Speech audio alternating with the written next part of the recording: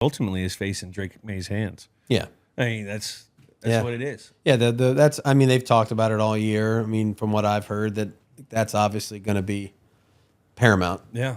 His development and whatever the plan ends up being for Drake in terms of when he's going to play, how they're going to handle him, and continue to develop him as he goes forward it's going to be important. Now, how developing young quarterbacks? Can you talk about that?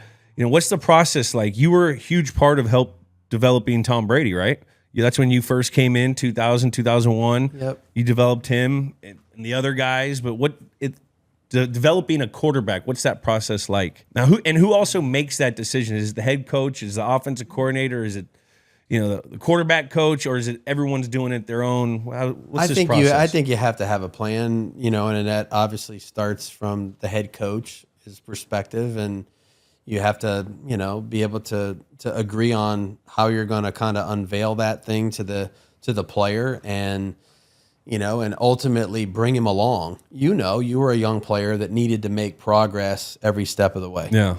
And this is no different. It's just there's so much notoriety and so much attention on the quarterback position. So if they're not talking about your arm angle, they're talking about your footwork. If they're not talking about that, they're talking about your eyes or your read or how you navigated the pocket. And there's a lot of things that go into playing it well. But I at the end of the day, I think you got to take the player where he's at, when he comes in, whether that was Castle or Garoppolo or Stidham or Brissett or Mack, Aiden O'Connell. Like, you got to take the player where he's at. They're all at different spots. They all have been taught different things. They've all, digested different amounts of information.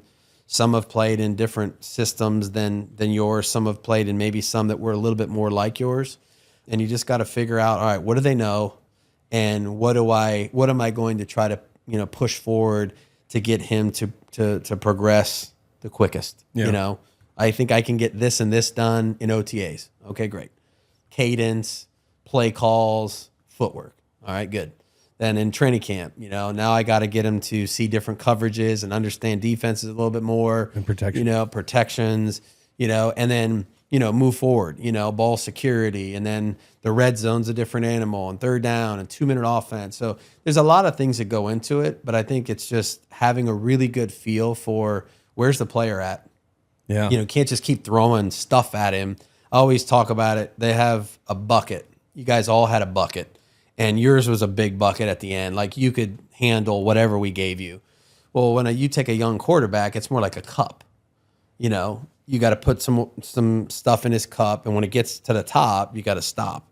You know what I mean? And then make sure that he, has this and he can do it well. And then, okay, so then when he's ready for more, then you get him a bigger cup. Yeah. And then hopefully he ends up with a bucket and you got a bunch of stuff in there that you can do well.